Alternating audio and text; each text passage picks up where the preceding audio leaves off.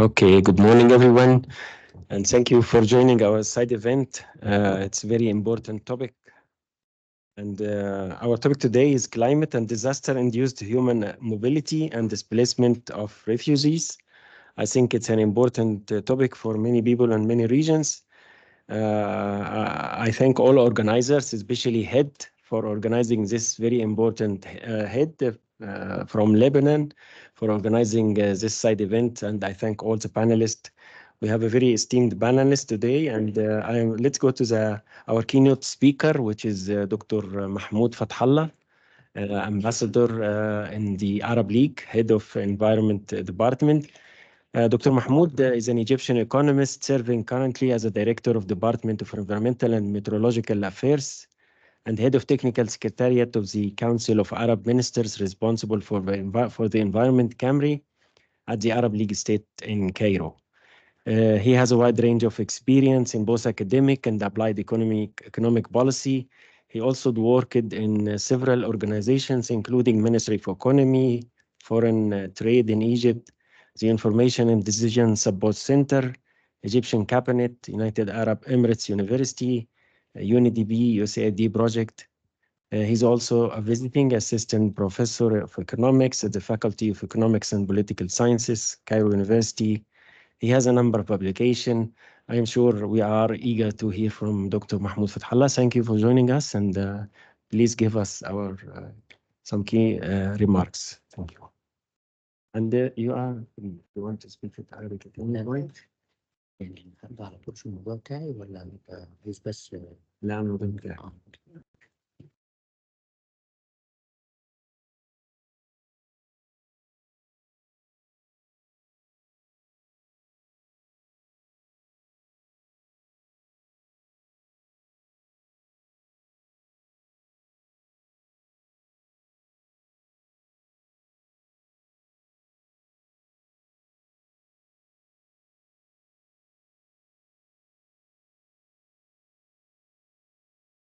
Okay, thank you for first of all. I would like to thank my dear colleague Dr. Muhammad Abduraouf and Marie-Therese.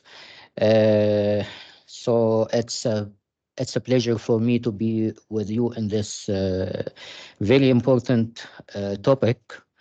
Actually, I will focus in my intervention on three main points. First is patterns and trend of human mobility in the region. And the second is environment and the human mobility nexus. The third and finally is national and regional policies and strategies.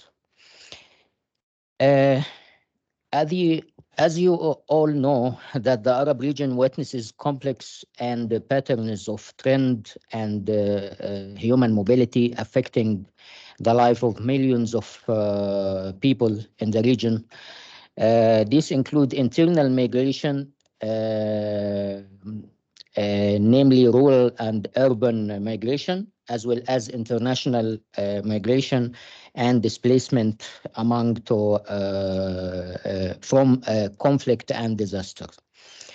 In 2020, Arab countries hosted almost 15% of migrants and refugees worldwide, while 32.8 million people were displaced or migrated from different Arab countries. 44% of whom remained within the region. In the same year, there were around 2 million newly internally displaced persons due to natural disaster, and around 1.7 million internally displaced persons due to conflict. The movement of people from rural to urban areas has contributed to the proliferation of migrants in the region, with more than half of the Arab population now living in cities and informal settlements.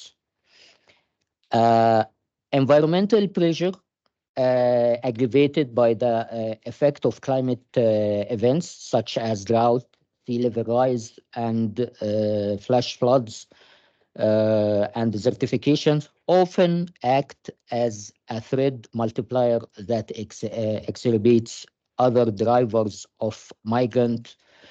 It can have implications on agriculture product and livelihood of rural population due to shifting and unpredictable rainfall patterns and temperature.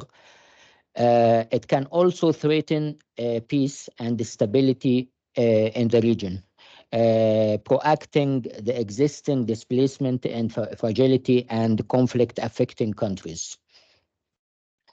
Uh, Temperature in the Arab states region are increasing twice as fast as the global average due to climate change.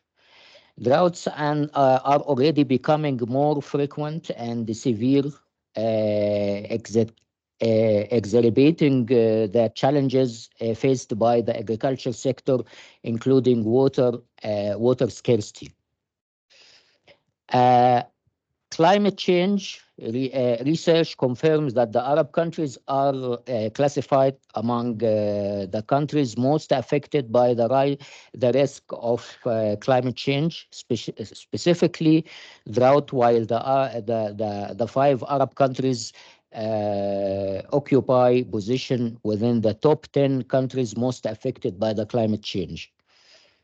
The countries of the Arab world are actually exposed to the accelerating impact of climate change, including soaring heat wave, declining precipitation, extends drought, and rising sea level from devastating floods in Libya to drought in Somalia. The far-reaching impact of climate change is obvious. Record temperature amid scorching heat waves are becoming a new normal. Drought leaves farmer, precedes and river depleted. Violent storms better and coastal area. The climate change has a devastating impact on people, their communities, and their jobs and livelihood. The negative impact of climate change are disproportionate, felt by person and the communities who are already in a disadvantageous situation. Another Nonetheless, migration or labor mobility could be a meaningful climate resilience and adaptation strategy for origin and the host communities when it takes place in safe region and orderly manner, and ensures productive employment and decent work. It's important to call upon stakeholders to protect and empower migrant and the other affected groups such as refugees and internally displaced person to overcome the direct and longer term impact of the climate change. Welcoming and supporting the initiative launched by the Hashemite Kingdom of Jordan, called the Climate and the Refugees Interconnected, launched by His Majesty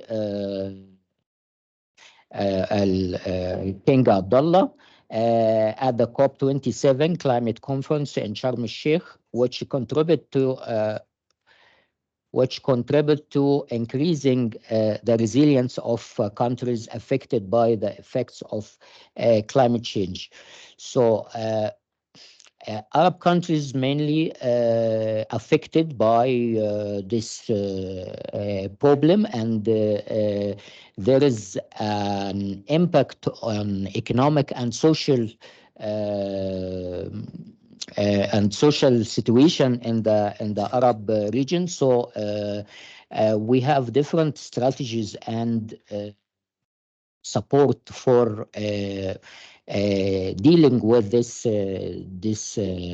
situation, and I think the international cooperation for the region is very important, and also the finance of different organization or international financial organizations is very crucial to help Arab countries to adapt with this situation. I think this is for now the overview of what is the case in the region, and I am looking forward to engage with the discussion and the participants and for the expert in our panel. Thank you again, and it's a pleasure for me. Thank you.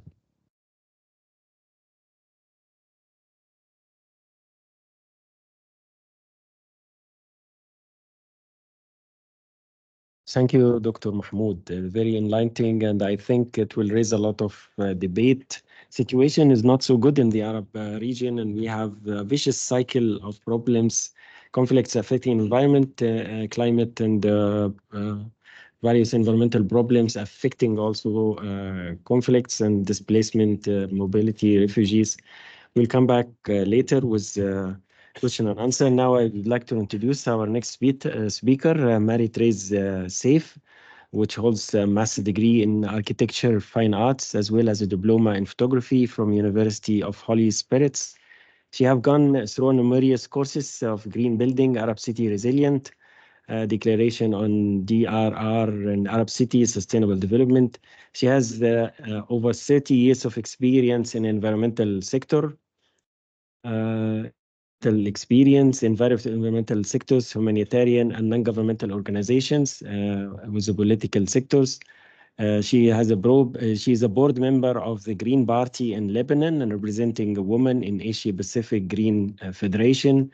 Mary Saif is currently leading one of the most leading organizations in Lebanon as a chairman and executive director, Human Environment Association for Development head.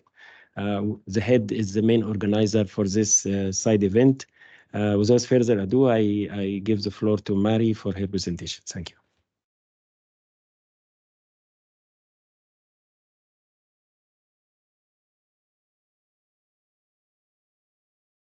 Thank you, Muhammad. Thank you, Dr. Mahmoud, to be there with us. Thank you, Doug, and thank you, Manuel. My PowerPoint will be about displacement, conflict and war in Arab region, and I want to take case study Lebanon. Climate change is the most prominent crisis of our time, and disaster-induced displacement is one of its most serious consequences. Entire segments of the population are already suffering the brunt of the effect of climate change, but the number of vulnerable people living in some countries are the most vulnerable and affected by conflict.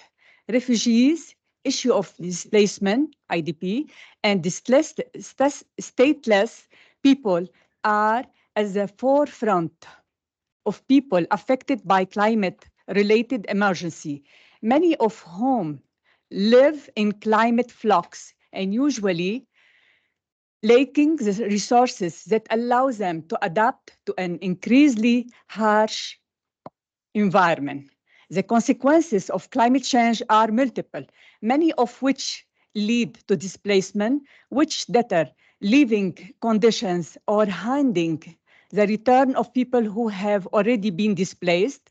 Limited natural resources, such as drinking water, are becoming scarce in many areas of the world that host refugees, like not only like Lebanon. Livestock and the crops struggle to survive as climatic conditions become extremely hot and dry, treating livelihoods. In such case, climate change plays a role that doubles risk, increase the likelihood of conflict. Environmental change have also been a cause of human migration, but there is a growing evidence that climate change, disaster, and other environmental factors are likely to play an increasingly important role in influencing migration, particularly in development countries. In our region, and especially in Lebanon, if we take a case study now, while climate change is seen as a key driver of displacement and conflict, it is equally important to recognize the reciprocal nature of this relationship between conflict acceleration and the climate change. Displacement is a major issue in the Middle East and North Africa region, with 12 million displaced people, including 5 million children, as a result of conflicts. Displacement people are more likely to face more conflict and violence, along with high mortality rate due to lack of shelters, food, and adequate resources. Women, children, people of determination and people living in already poor communities are also more vulnerable to displacement and further difficulties due to the limited networks and the state resources allocated to them. Children are particularly more vulnerable to abuse, violence, and exploitation. If we take the case study of Lebanon, the displacement dilemma, case study of Lebanon, and interdisciplinary study on the socio-scientific impact of forced migration resulting from natural disaster, wars, and conflict, with a focus on rural to urban migration and environmental consequences in the context of displacement to Lebanon. So, every talk about the impact of the displaced Syrian on the environmental reality in Lebanon must start from the pressing sin, especially since the number of displaced people has increased since 2011 to the present time to increase exponentially from an estimate 600,000 in 2011 to about 2,700,000 now. The research investigates the intricate web of social, environmental, and economic challenge faced by displaced individuals using the flow migration to Lebanon as a case study. Also, more than half are women and children, which indicates their vulnerability and increased likelihood of exposure to stressful situation. More than 21% are hosted by urban slums.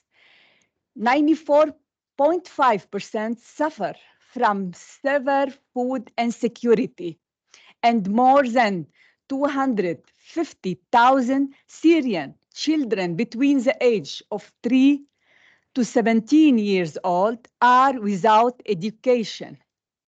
This in addition to the fact that 41% of the displaced Syrians live in unsuitable houses, including 12% classified under dangerous condition. The evaluation has identified the effect of Syrian crisis at the level of 4 areas.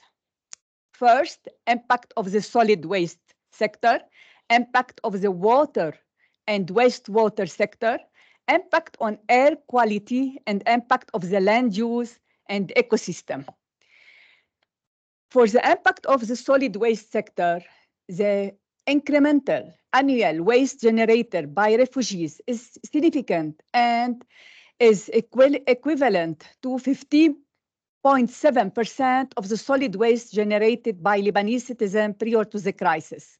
The report has provided detailed analysis on the following key impact on solid waste management: overstressing of existing solid waste management infrastructure, increased pollution of surface or and ground water, increase in open dumping and open burning, deterioration of health and safety condition around dam sites, increased risk from health care and waste.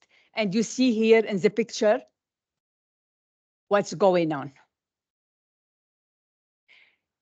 For the second impact on the water and wastewater sector, the report estimated the increase in domestic water demand due to the refugees between 43 to 70 million cubic meter by the end of 2014, now became double.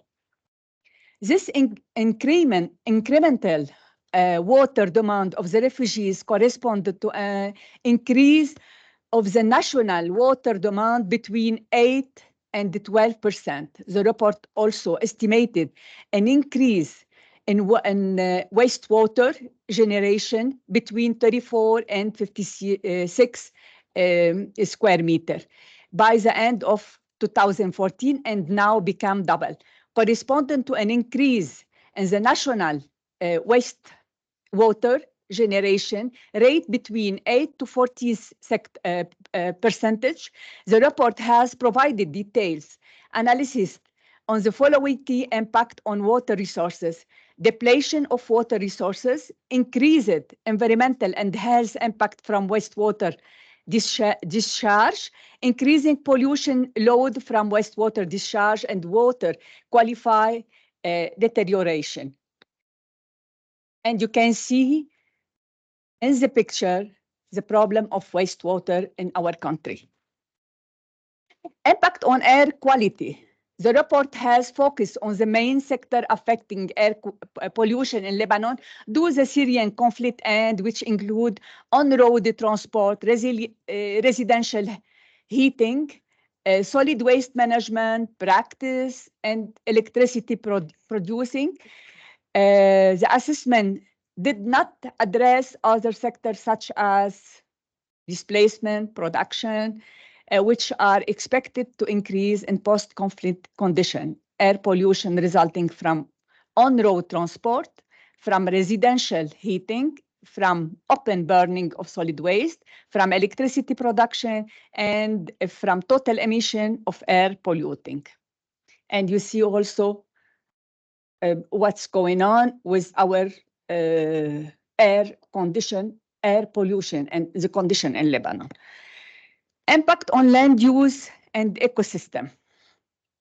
We can see the impact of the Syrian conflict on urban desertification, impact of demographic conflict on the rental and construction sector, impact of informal tented settle on land use and agriculture, impact of informal tent settlement on environmental sensitive area, impact of vulnerable communities and other fragile ecosystem, impact of refugees on forest resources, impact of increased abstraction on surface water resources and environmental flux, and the impact of septage disposal on land and ecosystem, and impact of solid waste disposal and landscape and water bodies.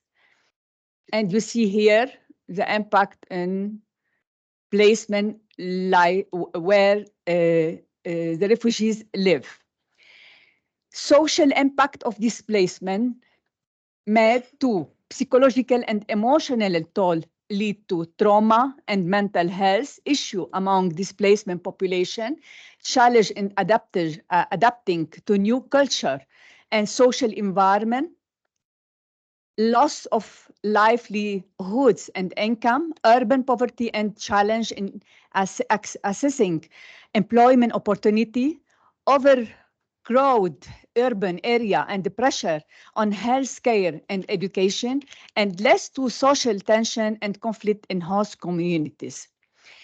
Finally, there is the impact of conflict and phosphoric white bombs on soil quality now in not only in Lebanon, in the South Lebanon, and in Gaza also. This, yeah, and Iraq, this phosphoric white bomb made to soil contamination. When contaminated in water, it can go undetected for years in water, can be toxic to aquatic organism, can flow into water basin, can lead to further contamination of air and soil, long-term consequences for agriculture productivity, and this disruption of local ecosystem and biodiversity. We have some recommendation from Lebanon, if possible.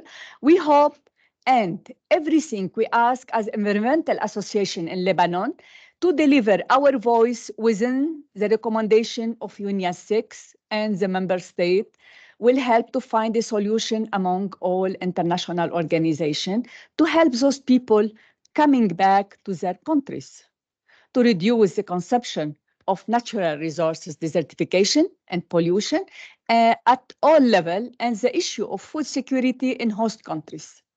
Set up the issue of displacement people because it exceeds the tolerance of Lebanese, so their number become close to 70% of the number of Lebanese population because our country has become unlivable. Recommendation in general, the need to come together to protect natural because it is the only key to securing a life-able future.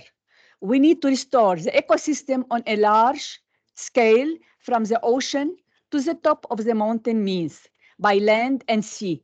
Everyone without exception is concerned with this task, including states, government, associated, individual, abandoning material and political ambition, and establishing a rescue unit to protect and rationalize the consumption of our natural resources to enjoy a viable planet, not limited the culture of environmental protection to activists, but must work to attributed to all segments of society, activating the culture of environmental protection in schools and educational institution, in educational curriculum at all stage. Follow the culture of the lifestyle, not a social luxury. The use of technology development in solution and pollution reduction and treatment. Thank you so much, everyone.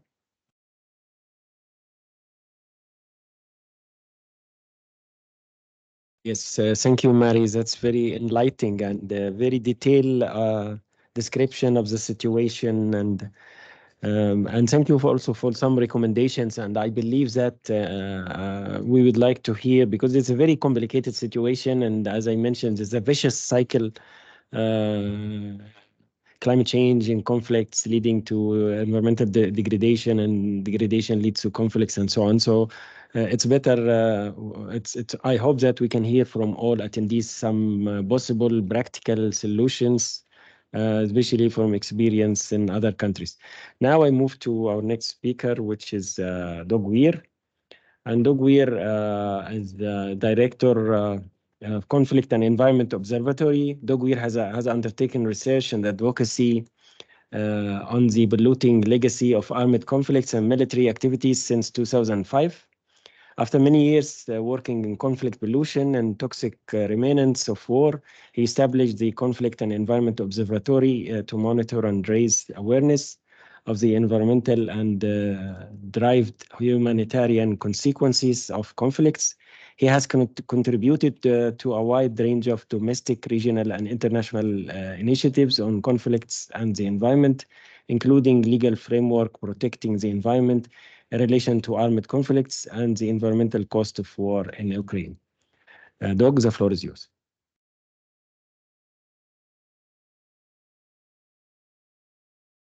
Excellent. Thank you very much. I apologize about my voice. I've just spent the last 10 days supporting Ukraine on their conflict resolution, so I'm a little husky. But happily, I have a series of pictures for you, mostly, which will require maybe less talk from me, but probably some looking from you, I guess. Slide control. Next slide, please. So very briefly, I'm director of a conflict and environment observatory. So CEOBS is a UK charity that works to increase the protection of people and ecosystems from the impacts of armed conflict and military activities. We have a range of programs, conflict monitoring. We work with the mine action community to reduce risks. And we also do legal and policy work, as we've been doing here at UNEA. So as I mentioned, I'm going to show a series of pictures, some visualizations. This was part of a project which we worked on in 2021, and it's data from 2021. And we were challenged with the task of trying to understand and articulate the relationships between climate, environmental degradation, conflict, and displacement across the MENA region. So I'm going to use 7 visualizations to tell this story. I'm going to start by looking at the climate, then look at heat stress and water stress, which are linked to climate change, have a look at displacement trends across the region, look at vulnerability in countries across the region, look at questions of environmental degradation, and then take a look at Iraq, Syria, and Yemen to see how these problems intersect with conflict. Next slide, please. So to begin with, on climate. So these are projections from the IPCC, which look at temperatures, so maximum temperatures, top left, but also the number of days where temperatures are above 40 degrees.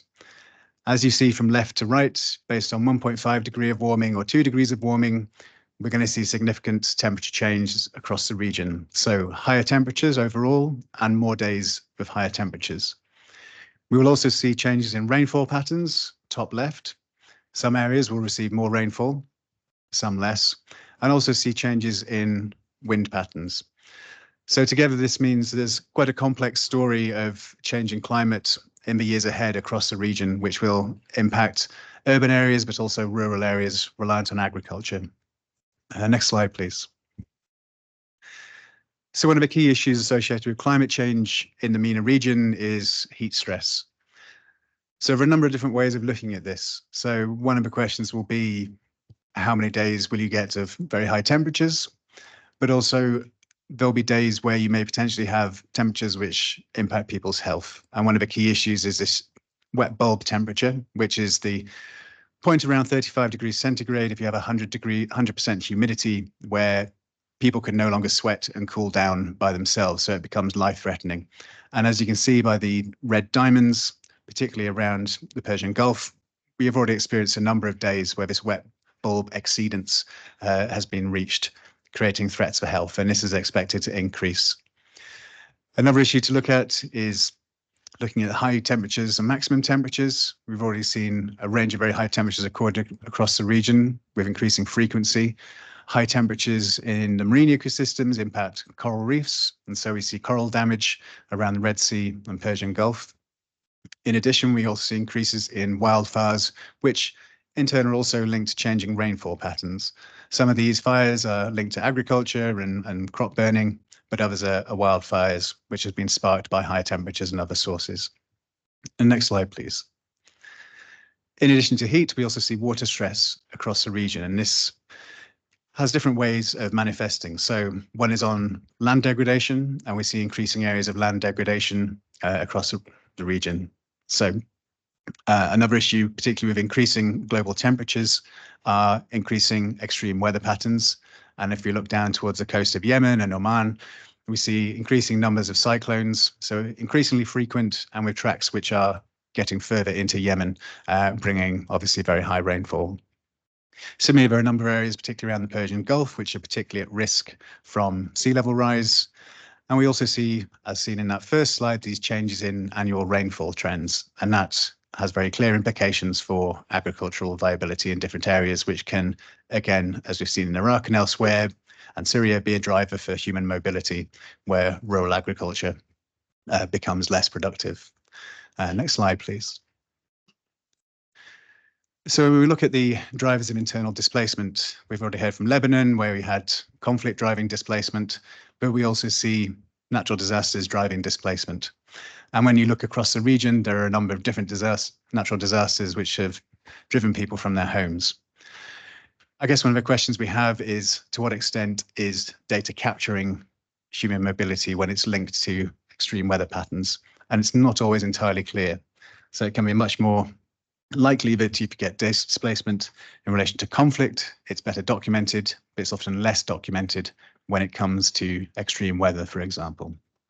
And as you'll see, we also have different numbers of IDPs linked to natural hazards. So Yemen, Iran, Iraq have the highest levels regionally of people being displaced by extreme weather events. And the extreme weather events are typically country specific and vary quite a lot, but most often we see a lot of extreme weather events, extreme rainfall events in particular. Next slide, please. So there's also this question of vulnerability. So two countries may be affected by the same disasters, but respond very differently depending on the capacity. And this is obviously linked to economic development in many cases. And so we see a significant difference across the region, depending on the levels typically of economic development and political stability. So it's quite often the case that when you look at this data, we see this linkage to conflict. So if we look at the boundaries of these countries, the darker the color, the higher the degree of humanitarian crisis linked to conflict. I'll just let you absorb for a minute whilst my throat takes a breath. And this data is based on the ND Gain index, which looks at vulnerability, but also looks at the kind of threats different countries face. And next slide, please. So in addition to these often climatic drivers and environmental drivers, we also see domestic environmental issues from environmental degradation in these countries, which also have a bearing on people's mobility and obviously health impacts. And again, we've just seen a range of examples from Lebanon. So on this visualization, the risks which have a box around them are linked or associated with conflict.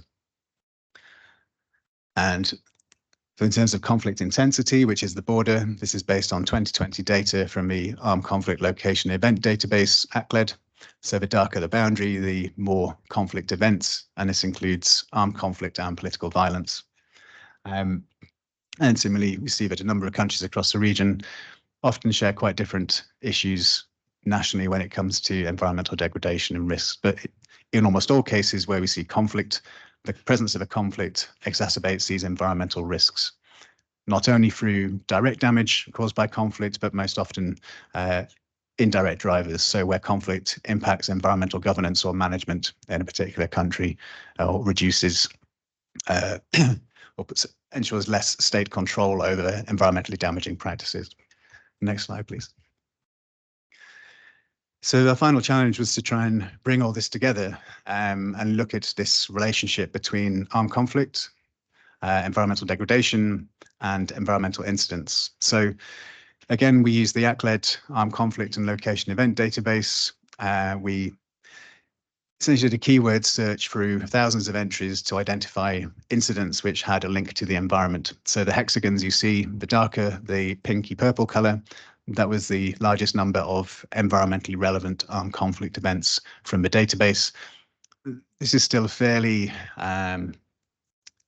inaccurate way of approaching this. I think one of the issues we find, so we do a lot of conflict monitoring, and we find that there isn't a standard way of gathering data or a standard place where data is held. So we have to do our own work using remote sensing or open source intelligence. There's no single database you can go to, as you can for many humanitarian issues, which gives you data on environmental incidents and conflicts. Maybe there will be one day. We would like that very much. But for now, we're having to infer environmental risks from existing conflict and humanitarian databases. So we flagged a few sort of well-known cases in here. So in Yemen, often connected with these tropical cyclones coming in. We have events of flash flooding.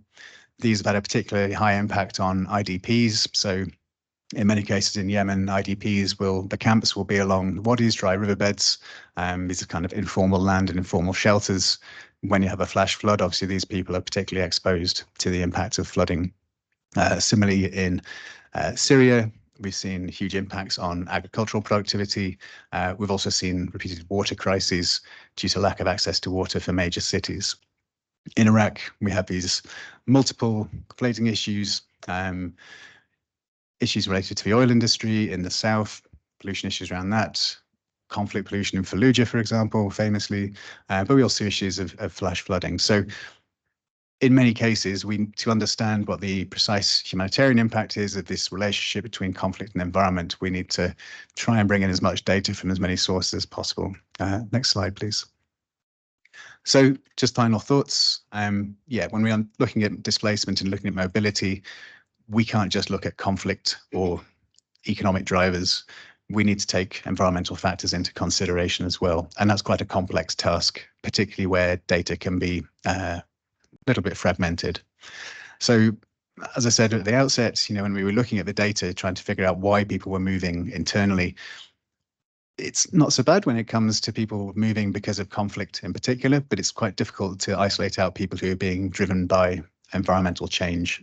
So for example, water scarcity in agricultural areas, encouraging movement to population centres. For many states, as we see in this region in particular, conflict-linked environmental degradation is also an important determinant of mobility and vulnerability. Can you make it to the last sentence? And as also said, well, often when we think about conflicts, we think about the direct impacts of fighting. It's often the indirect effects of weakening or loss of environmental governance that can have more long-lasting effects, and also effects well beyond the area where the fighting is taking place. And I will leave it there with the final slide, I think. Thank you very much.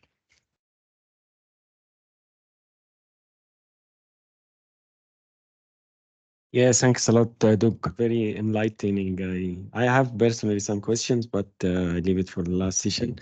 We are quite good on time, so our last speaker moving from Middle East to Latin America, displacement and refugees, Manuel Apero. He's a chemical engineer, master degree in chemical engineering in science and technology of food. Vice President of United Youth in Action, an NGO based in Venezuela that works with youth, environment, peace building, and gender equality and talent coordination. And he is the talent coordinator of Refugees Without Borders, an NGO based in Spain that help refugees and asylum seekers to improve their quality new life. Manuel, the floor is yours. Thank you so much. You got my presentation? Oh, bad. Well, then it's gonna start the same. When I was looking information to do this presentation, it was not so easy to find the impacts of the climate change in displacement in Latin American region. It was not in the news. It was not in the principal websites of the government. It was really hard to find it. But I found that, for example, 202 displacement people were sheltered due to the cold wave in January 17 in Tamaulipas, Mexico. 309 were displaced by a flood in Tapuani, Bolivia, 10 January until 19. 4,650 were displaced due to destroyed housing due to the wildfire in Valparaiso, Chile. More than 9,751 were displaced from 5th February in the Estado de Bahia, Brazil, due to a flood. When I found that information, I said, wow, that happened in my region, and it's almost in each country from the north to the south. A UNICEF report said that the weather-related disaster in Latin America and the Caribbean have caused more than 2.3 million internal displacement of children over a 6-year period. Latin American region. Okay, do you have it? The third one, please. Latin American region is a vulnerable region to the effects of climate change. By 2050, the damage caused by climate change could cost the region more over 100 billion US dollars annually. And by 2030, 2.5 million jobs could be lost in Latin America due to the heat wave to particularly affect people who work outdoors. We have several crises in Latin America and the Caribbean. We have floods and landslides. We have tsunamis. We have drought, hurricanes, epidemics, earthquake that go since Mexico in the north of Latin America onto Chile in the south. Those regions are affected by climate period like El Niño or La Niña that cause several drought and floods.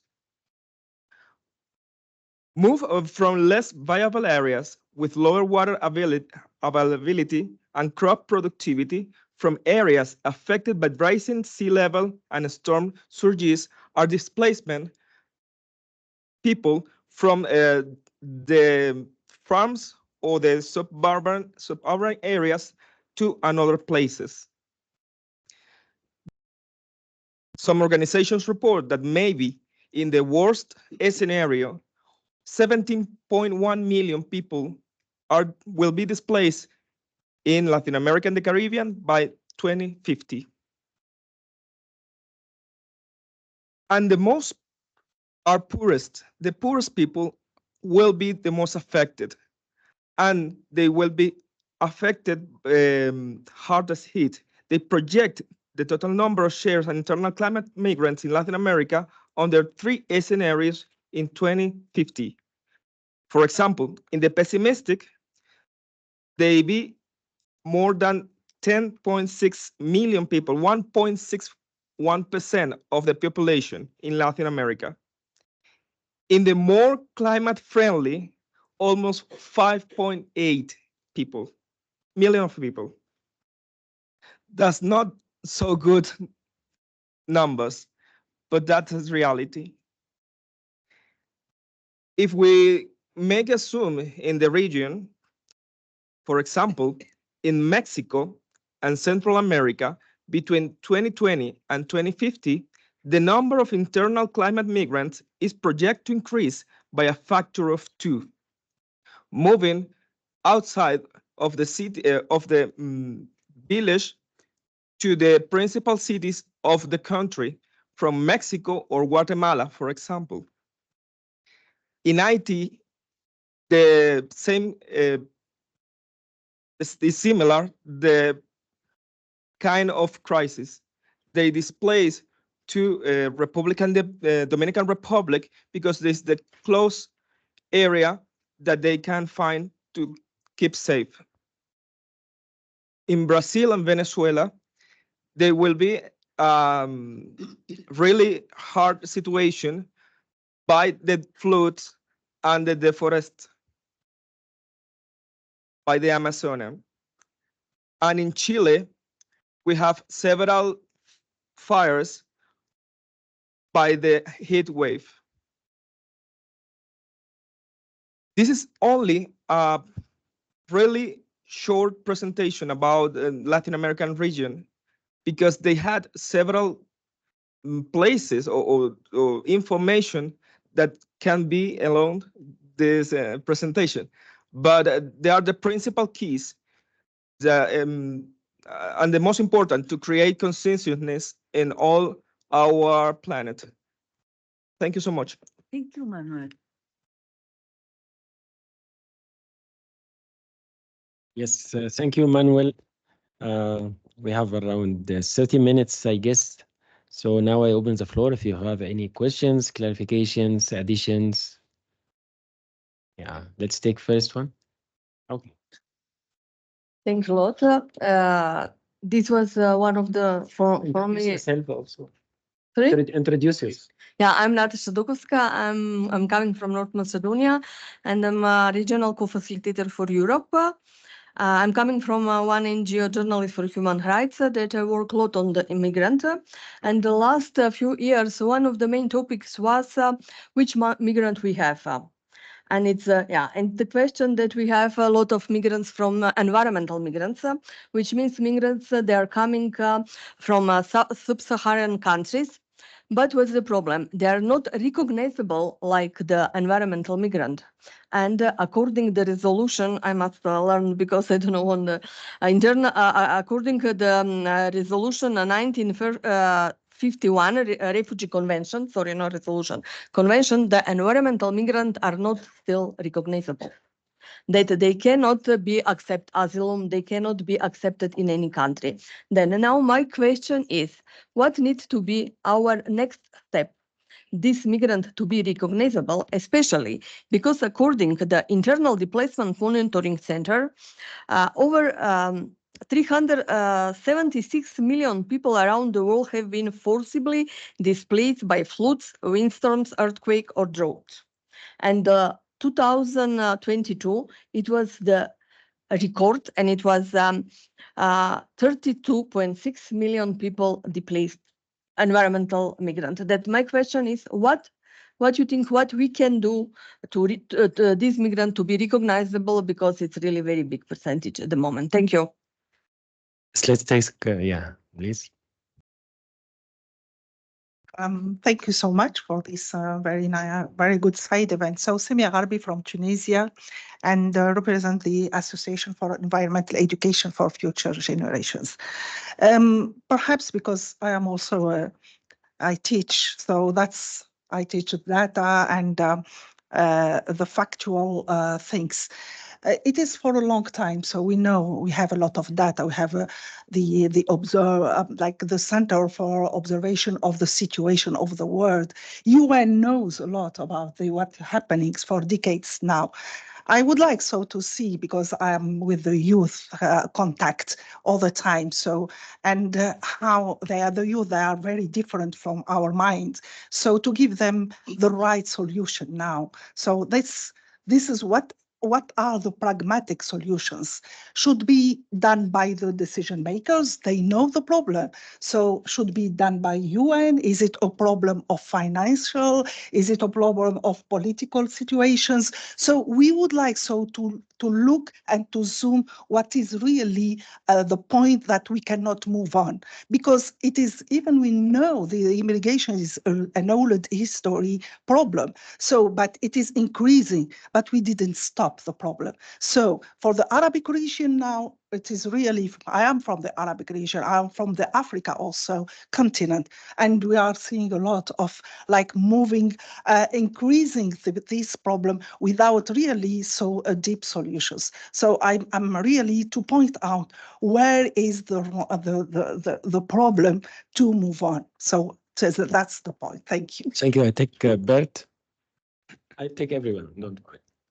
Thank you for these very interesting presentations. I'm Bert de Wel, the focal point for the trade unions and workers major group. Yeah, we are very. I appreciate very much your contribution.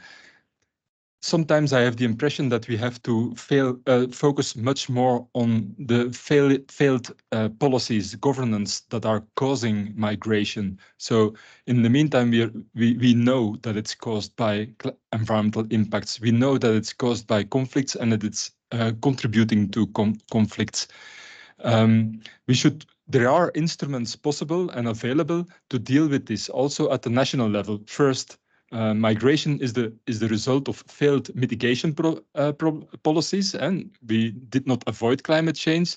It's the result of failed adaptation policies. We don't have the structures in place to deal with the impact of climate change. And now there is no loss and damage to compensate the impact in countries to deal with it. So I think that every time we speak about migration and climate-linked migration, environment-linked migration, we should stress this much, much harder. The second point is that we do have instruments to deal with it. Social protection schemes, it's called.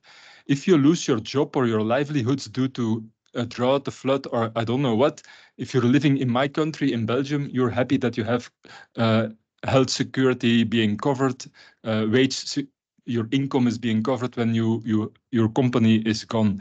So we have a system that at the UN level we are promoting also with the trade unions, the Accelerator for Social Protection and Just Transition, which asks for all countries to have universal social protection schemes.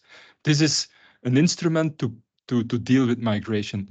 And then finally, I wanted to refer to the discussion on labor mobility.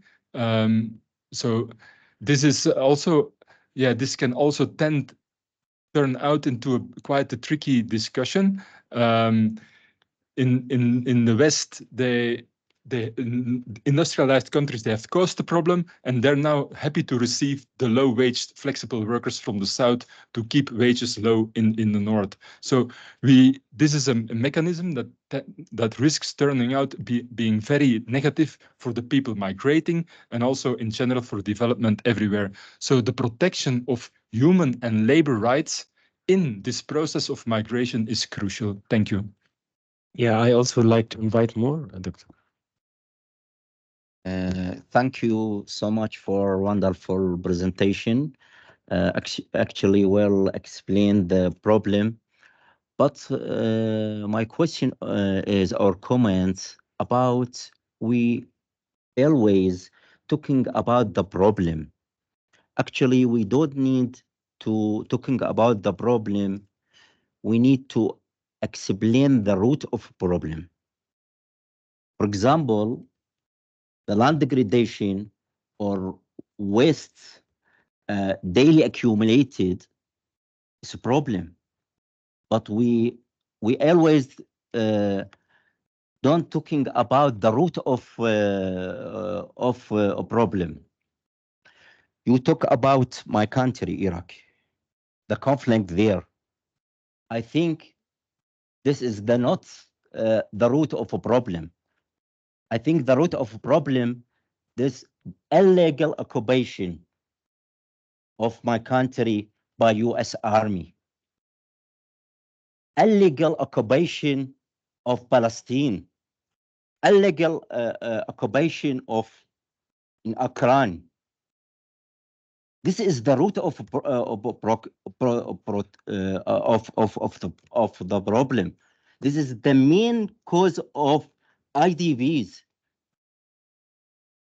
We have to stop the conflict. We have to stop the war. If we are serious, if we are honest, if we are talking about fossil fuel, my country producing daily for 3 or 4 million barrels. But US consuming, daily consuming, do you know how much? US daily consuming 20 million. But I just protect because my economic depends on petrol. Please talk about your 20 and talk with my 3 or 4. You destroyed my country.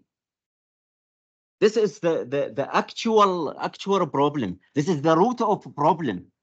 We need to be honest. We need to be fair. Thank you so much. Thank you. We will take this first round of questions, but also I'd like to add, in line with my colleague mentioned, so because we have a number, we have like water refugees, climate refugees, and we have also economic refugees, and we have refugees and displaced people from conflicts. So in slide the dog you mentioned, you have a classification. So how you, because there could be also a combination of all these factors together. So is there a way to clarify how this classification is done? And also I give the floor to all speakers if they want to answer or comment this. I give first to Dr. Mahmoud.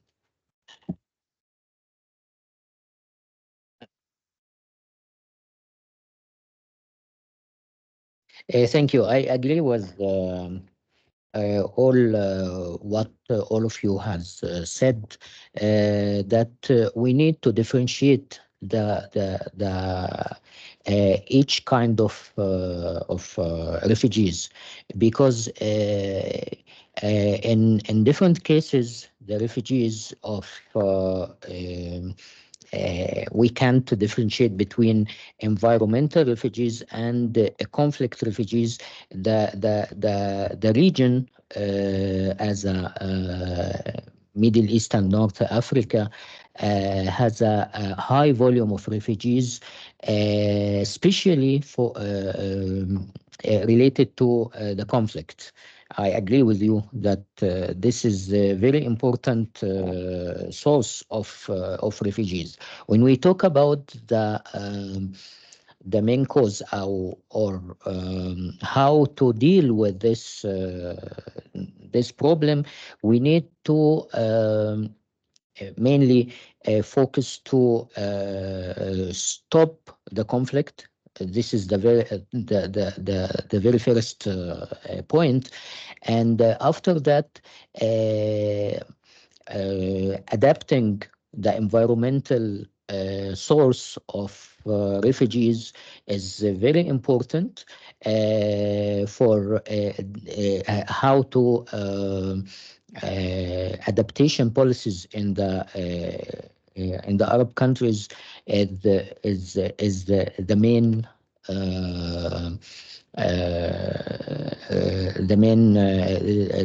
the first opportunity to deal in this regard. So I think we need to help local communities to how to adapt themselves in this regard, and also how to solve the source of conflict in the area, to stop the refugees related to the conflict. I think if we focus on this ways of solving the problem, we can adopt or we can decrease the volume of refugees in the area. This is what I can say in this regard, and thank you.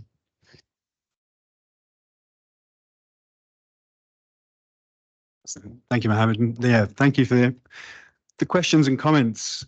Yeah, so at the same time as we were doing the project, which we had the visuals for, colleagues were also looking at this wider question of climate financing and adaptation within the region. And we were incredibly struck by the disparity in climate funding, which was being made available to different countries. Egypt and Jordan were bringing in, I forget how much, it was like 16 times as much funding for climate adaptation and projects because they had a higher degree of political stability than Iraq, Yemen, and Syria. And the more we've kind of looked at this and thought about this, in addition to some of the work we do looking at greenhouse gas emissions from conflicts and greenhouse gas emissions from military activities, we need these kind of intersectional responses to how we think about this. I think, as Mohammed said, the drivers of mobility are not always straightforward. It's quite rare that you get somebody has moved because of one single reason. It's usually a complex series of reasons. And often in our brains, we need to have a simple explanation for things, and we sort of struggle with complex multifactorial sources for mobility, and also to step back and think of what the big picture here is. And I think you're right, our friend from Iraq, where we do need to address conflict, we do need to address occupation. I think as a kind of indicator, and as we saw from the data, that ultimately this is a question of people's vulnerability, right, to shocks, be they environmental shocks or economic shocks, and that's what makes people move. And we see that countries affected by conflict, people are more vulnerable to those shocks and therefore more likely to move. So unless we start approaching these big, complex problems around conflict, around development, around governance, and around environment in this more holistic way, we're not going to be able to identify solutions to help address them. And I'll leave it there, I think. So yeah, well, I guess the question for us is civil society primarily. How do we approach this? And it's a challenge to us, I think, to do more intersectional advocacy, to not be in a silo where you're just talking about climate change or you're just talking about security. We need to talk about all these things in the whole, and that's how we identify the policy ask and the policies which will help to address mobility and vulnerability, but also, yeah, climate adaptation and mitigation and other processes. So I'll leave it there. Thanks, Doc. I give floor to Mari if you have any additional reactions. Yes, Natasha asked what to be next step to be recognized as climate migrant and what we can do as civil society. I suggest as a civil society, we need to hire our voices in the international meeting like now, today, when 193 member state is here to stop war, to reduce the impact of climate change, and to try to go to climate adaptation, and to reduce the conflict in many regions. If not, the situation will become worse and the occupation will harm the displacement person and the host of countries. For the question of Samia, always I said that introducing the environmental topic into school curriculum, this is the most important for not for us, for the new generation. Yeah, thank you. Manuel, if you have something to add, or it's okay, whatever you like. I guess one of them, to the Natasha question, I guess that one of the most important things that we can do as a civil society is to promote the, or to show to the people that what is really happening to the climate migrants, doing reports, pushing to pressing the press to show the reality of those people. When you saw a flood or past a hurricane or an earthquake, maybe the notice is it was impacted by $100 billion, but how many people were displaced? How many people lost their life?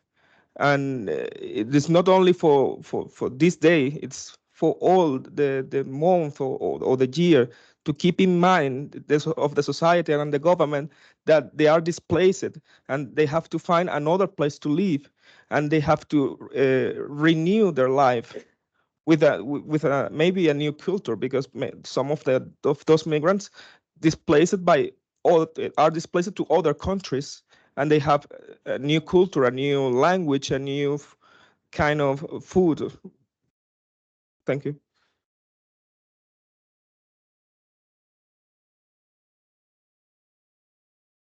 Thank you, Mohammed. So we already know that we have displacement because of climate change and other environmental disasters. Also because of pollution. It's not only climate change, of course. But I would like to ask to the speaker, what will be your proposals to solve this situation? Because, by example, I know that start to talk about climate refugees is a tricky thing. I think that most of member states will refuse this term. But what would be your proposals to try to achieve this crisis? Because yes, we know we have displacement, we have like refugees, people going to other countries fighting for their lives in Central America, Africa, MENA region, Latin America, etc. But I would like to hear about the proposals. Thank you. Excellent, thank you. I ask, we are running also, so be brief. I have the colleague from Sudan. Thank you for the presentation. Thank you for the work addressing the case. I mean, especially for Lebanon, and I'm trying to see that there's a similar between the case of Lebanon and Sudan in terms of displacement and conflict and so on. The case is that we need to address the grassroots of the problems. I mean, I'm taking the case of Sudan as an example. When the drought is being started in 1971, 1972 till 1991, that was the climate change issues, and then that is a cause of displacement, and then that was one of the reasons that feed the conflict today. Because when we take the RSF leaders, for example, and soldiers, they used to be pastoralists. They lost the livelihood system, and then they just looking for alternative. So the house also climate change affect the livelihood system of the people. So we cannot just speak about the immigrant without the climate change impact. We cannot speak about all these things without the livelihood system of the people, because this is the major things that we cannot even tackle the biodiversity loss without the livelihood system. The illegal hunting, for example, is just mainly because those people they lost their livelihood system, and then they're just looking for solution. My second point and semi-question is that in the case of conflict also with the pollution and migration, that the pollution regarding to the weapons and waste weapons, when the conflict is just broke down, both parties are not look for the conventions, the treaty, and the human rights. So is it better that to cut the grassroots of the weapons, the chemical weapons from the roots, the manufacturing, the selling, that we're just wondering that what paramilitary like RSF, they have a chemical weapons is being dropped in the water. And then I'm sorry to say that for my brothers in Egypt, that this is going to affect you in the future, because it's a chemical materials that being dropped in the Nile, and then we've been seeing that is flowing to there. So the case that we need to prevent the selling, the manufacturing, and having this kind of weapons for the government in Africa, because we know that is very vulnerable. We can today in Africa, and then tomorrow we just woke up in the coup. And for a paramilitary like RSF, and there's so many, just Shabab in Somalia, and then there's so many cases of paramilitaries in Africa. Thank you.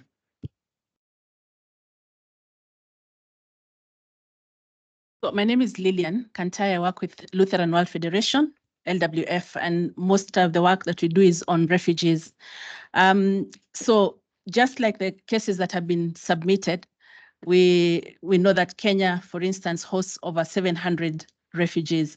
The policy in Kenya has been for the longest encampment policy. Now we are going towards local integration as a durable solution, which is a great thing. What is the issue now is the fact that most of the refugees, where they're located, are in the most marginalized, arid and semi-arid lands. So already water is stressed, tree cover stressed, and all that. So I think one of the things that I would really like to push forward and submit here is 4 things. Number one, where are the voices of the refugees who are actually affected by the issues that we are facing? So I think for me, it's how do we amplify the voices of the refugees themselves to speak for themselves? That way, it will be coming from a point of feeling, emotional, the actual realities. Number 2, how do we organizations or countries that have the refugee problem do a collective work together so that then the voices are uplifted, the issue of mobility is actually uplifted. perhaps using the comprehensive response refugee mechanism, CRRF, making it active, but infusing the issue of climate and environment induced mobility. Number 3 is how do we ensure that both national commitments and international commitments towards burden sharing, but also accountability on the other side is actually emphasized. So for me, those are the things that we really need to be looking at. How do we organize ourselves in such a way that we are actually speaking from a voice that is speaking for human mobility, forced-induced mobilities? Thank you so much. Thanks a lot. I take the last one. Sorry for. Okay, thank you. I'm Adrian. I'm from BirdLife International. This was a very nice session, and also would like to emphasize on what the lady has just talked. There is no much visibility about the effects of climate change and mobility. And for me, I'm speaking from a point of we people who are from the most stable regions of the country don't even know how it looks like on the ground, how those IDPs and migrants, how they're being affected, what is going on in their life. So I think there is a need for more visibility. And even let's look at how we can incorporate media, because in media activism, we see that we are just being told on how we can take care of our environment, but we are not told of how this environmental crisis and immigration are going on. So most of the times it's just plant trees, do this, reduce this, and reduce this. But how can we incorporate more of immigration issues even when it comes to environmental activism? Thank you. Thanks a lot.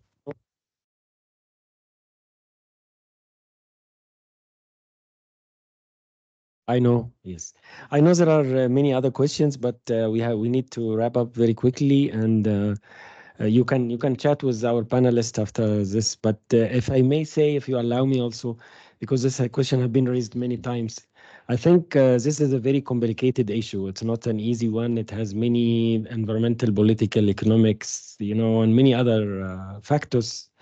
And people are asking about the solution. So I mean, me, you as an individual working in university or a research center or an NGO, you can't solve this. I mean, everyone can do something according to his location. So, because this can't be solved by NGOs or major groups. So you should know what you as a major group or as a civil society can do, what you as an academia can do, what you as a media can do.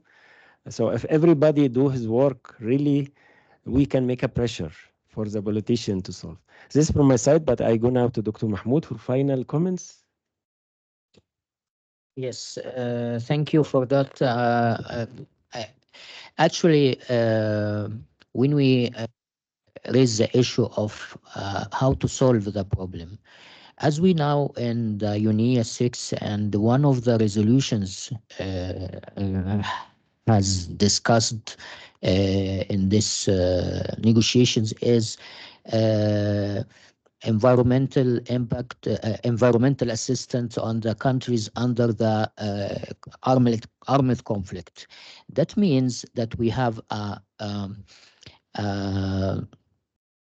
that we have a link between armed conflict and environmental degradations, and then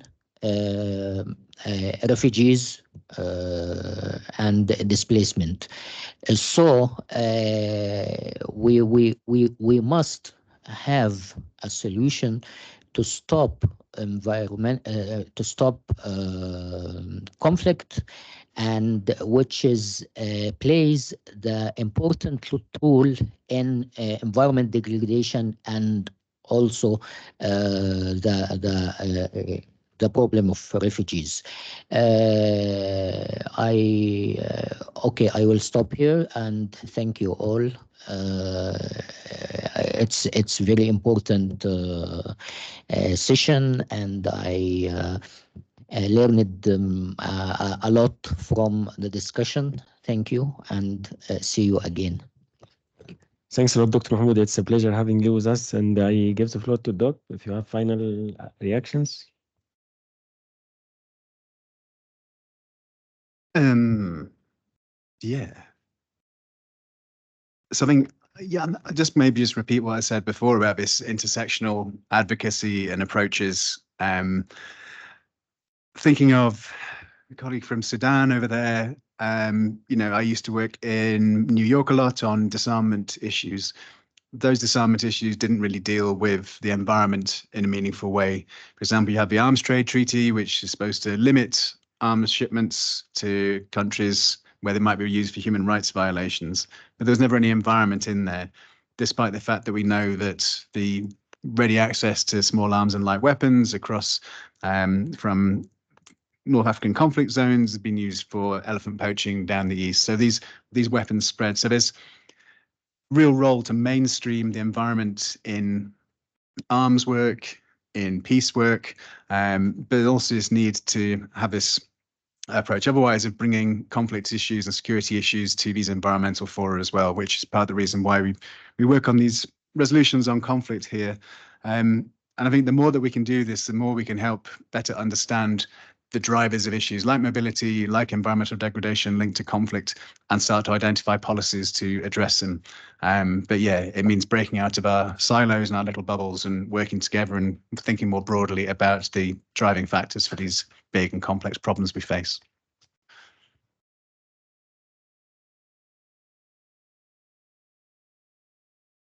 Well, to some of the questions that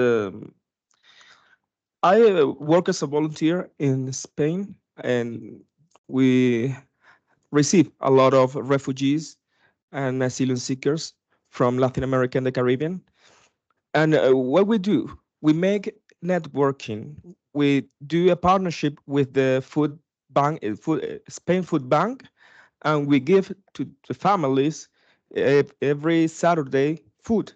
So this can be an example of what we can do as a civil society: make partnership, do network. To, if you don't have the resources to help directly, maybe you can find by others that kind of things. Thanks.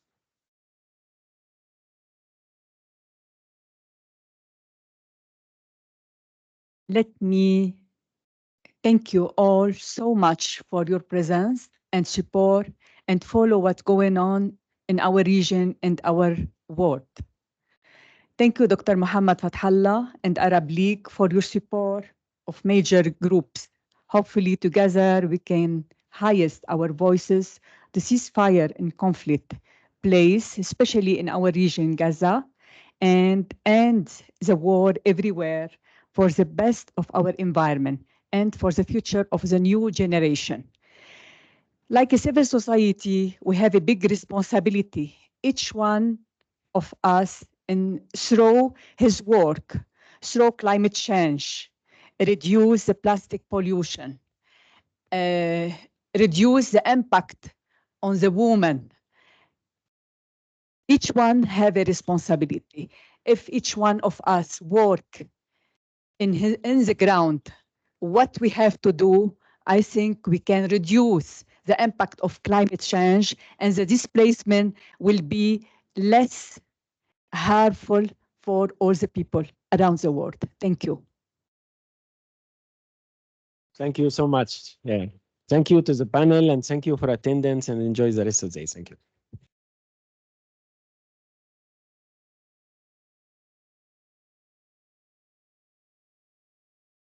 Mohammed, Dalia, we were meant to have a meeting with the PGA.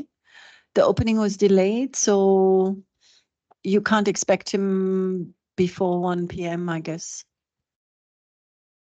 So you will be attentive?